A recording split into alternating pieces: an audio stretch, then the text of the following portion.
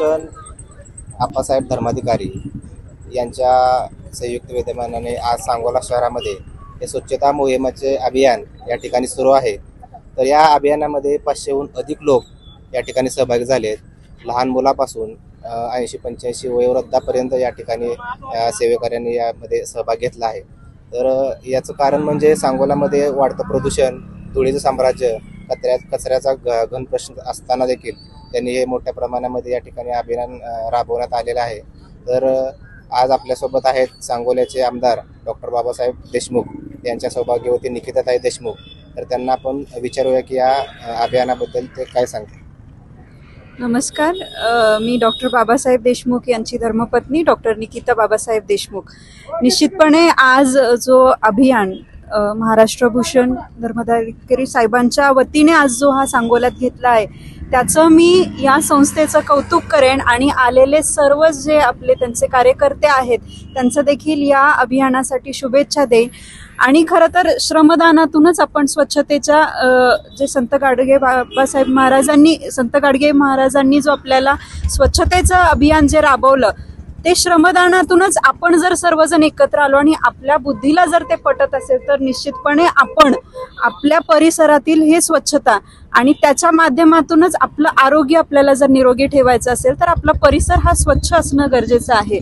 आता मी डॉक्टर आहे त्यामुळे तुम्हाला सांगू शकते की आता GBSचं जे प्रमाण वाढतंय हे अस्वच्छ पाण्यामुळेच हे वाढतंय। तर या अभियान आपण जो हाती घेतला आहे त्यासाठी खरं तर या संस्थेचे आणि सर्व कार्यकर्त्यांचे, सर्व जे पदाधिकारी आहेत त्यांचं मी खूप खूप कौतुक करते आणि या अभियानासाठी मी प्रत्यक्ष इथे उपस्थित आहे।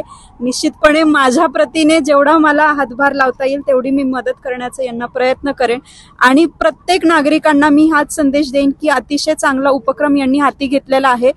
रस्त्याने येणाऱ्या जाणाऱ्यांनी सुद्धा याच्यात जर सहभाग घेतला तर निश्चितपणे सर्वजण एकत्र येऊन आपला हा सांगोला परिसर पुन्हा एकदा तसा स्वच्छ करू आणि आपल्या तालुक्यातली रोगराई जी आहे ती जर कमी करायची असेल तर निश्चितपणे अशी अभियानं आपण सर्वांनी हाती घेणं गरजेचं आहे आणि त्यातील प्रत्येक या तालुक्यातील या समाजातील प्रत्येक जागृत नागरिकाने याच्यात सहभाग घेणं गरजेचं आहे। आज रविवारचा दिवस आहे, बऱ्याच जणांना सुट्टी असते, त्यामुळे या अभियानात तुम्ही नक्कीच सहभागी व्हा आणि लागेल ते श्रेय श्रमदान तुम्ही सर्वांनी करून या अभियानासाठी सर्वांनी सहकार्य करावं अशी विनंती देखील या माध्यमातून मी सर्वांना करते।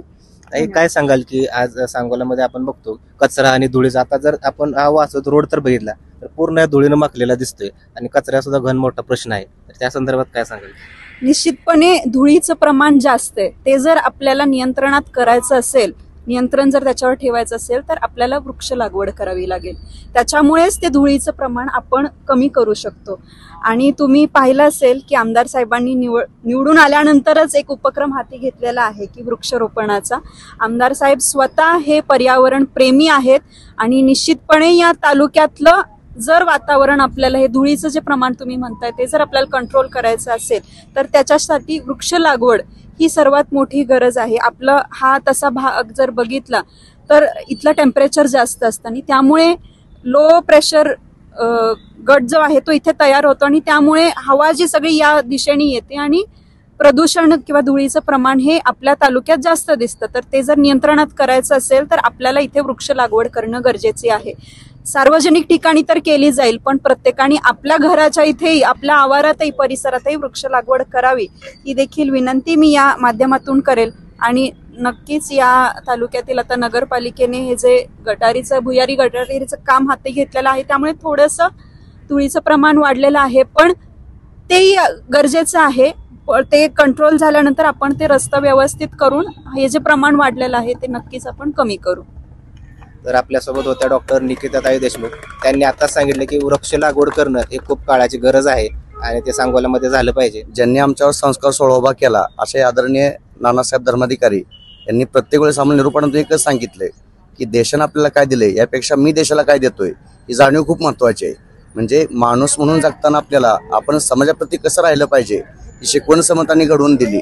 मग ती घडवताना आमच्यावर काय सांगितलं तर सगळ्यात पहिला आपण स्वच्छता केली पाहिजे। आता स्वच्छता दोन प्रकारची आहे, एक आहे ती बाह्यत्काराची, म्हणजे बाह्य आपण जे बघतो, बाह्य जग जे बघतो, रस्ते असतील, आपलं घर असेल, परिसर असेल, याची स्वच्छता करणं गरजेचं आहे। पण त्यापेक्षा महत्वाचं काय आपलं अंतरंग स्वच्छ असण्याचे महत्वाचं आहे। अंतरंग स्वच्छ करण्यासाठी, अंतकरण स्वच्छ करण्यासाठी सगळ्यात पहिलं 205 श्रीमनाय श्लोक दिले आणि त्यातून प्रत्येकाचं अंतकरण स्वच्छ केलं.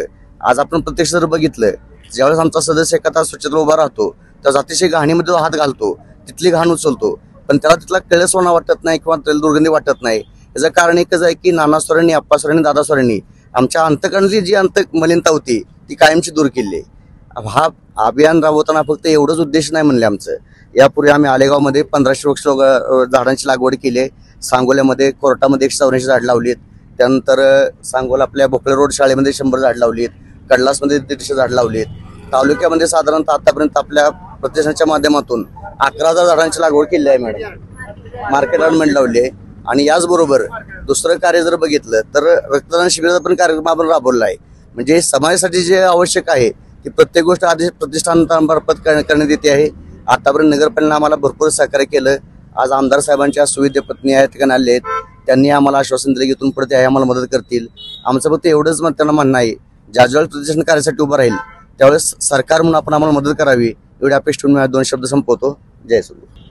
मला सांगायला एक संदेश माझ्याकडून, म्हणजे माझ्या वैयक्तिक जीवनातला द्यायचा आहे तुम्हाला. माझी आई जाऊन आज 7वा दिवस आहे. माझं महत्भाग्य तिला स्वारीच्या स्वच्छतेच्या माध्यमातून सर्वांतर्फे श्रद्धांजली जात्या आणि स्वारीच्या कार्याचा भाग मला तिच्या 10व्याच्या अगोदरच श्रीसेवेचा भाग जो मिळाला, यासाठी मी माझे आदरणीय तीर्थस्वरूप नानासाहेब धर्माधिकारी आप्पा स्वारी आणि सचिनदादा स्वारी यांच्या चरणी मी प्रथम मनपूर्वक माझी कृतज्ञता व्यक्त करतो. निकिताताई, आपण पण चांगला मोलाचा संदेश दिलेला आहे. सांगोला तालुक्यासाठी झाडं लावणं गरजेचं आहे. याचं कार्य आमच्या तीर्थस्वरूप स्वारीनी अगोदर चालू केलंय. झाडं लावणं लय सोपं आहे ताई, परंतु ते संवर्धन करणं हे तितकंच महत्वाचं आहे. ते पण कार्य अगदी जोमानं एकही झाड लहान मुलासारखं जपलं जातं स्वारीच्या माध्यमातून आणि या श्री सदस्याच्या माध्यमातून. स्वारीचा आदेश आला का आमचे श्री सदस्य रस्त्यावरती स्वच्छता असो, रक्तदान शिबिर असो, कोणत्याही कार्यासाठी तत्पर राहतात.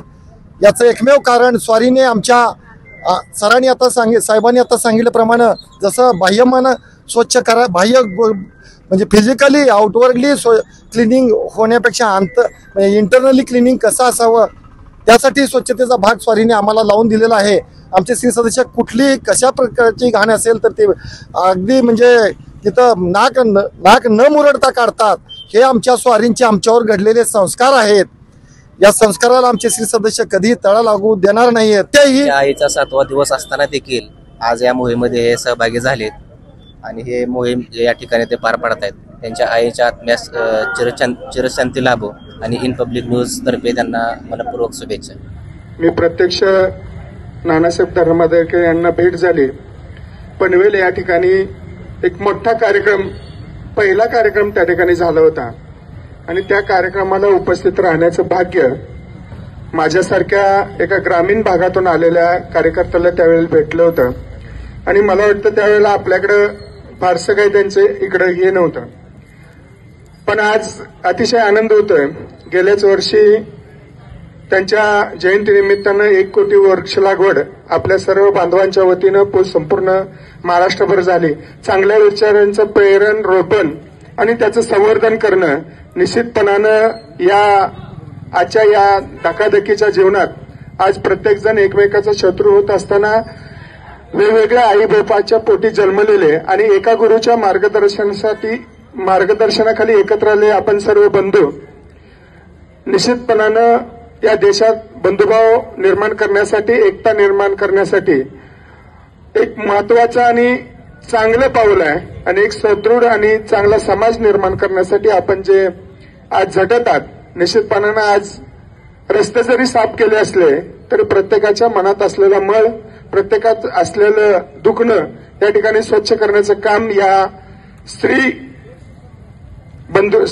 सद्गुरूंच्या कृपेनं, श्री सदस्यांच्या एकत्रीकरणानं निश्चितपणानं एक वेगळा उपक्रम या ठिकाणी आयोजित केला. आपल्या सर्व स्त्री सेवकांचं शिवप्रेमी मंडळ सांगोला याच्या वतीनं सहर्ष स्वागत करतो. रात्री आज 8:30 वाजता फोन आला की असा असा कार्यक्रम आहे आणि उद्या आपण याल का. निश्चितपणानं ज्या राजांच्या आशीर्वादानं आज 350 वर्षानंतर सुद्धा 350 कोटी देव आपल्या ठिकाणी शाभूत आहेत किंवा ज्यांच्या आशीर्वादानं हे आज संपूर्ण महाराष्ट्र किंवा देशभर आज हिंदुत्वाची चळवळ जोर धरत असताना आपल्यासारखे कार्यकर्ते या ठिकाणी येणं हे निश्चितपणानं आमचं भाग्य आहे. आणि आपण या ठिकाणी येऊन सांगोलकरांची जी सेवा केली, तालुक्याच्या विविध भागातून असेल, सांगोला, मंगळवेढा, पंढरपूर या भागातून असेल, आपण येऊन जी सांगोलकरांची स्वच्छतेची सेवा केली, स्वच्छतेचं महत्व पटवून दिलं. आज असल्या रखरखत्या उन्हात सुद्धा आपण अगदी निष्ठेनं एक गुरुबंधू म्हणून आपण या ठिकाणी उपस्थित आहात. आपल्या सर्वांचं मनपूर्वक स्वागत करतो. माझ्यासारख्या व्यक्तीला या ठिकाणी बोलवलं, बोलण्याची संधी दिली, मान सन्मान केला, त्याबद्दल सर्वांचं मनपूर्वक आभार व्यक्त करतो आणि थांबतो.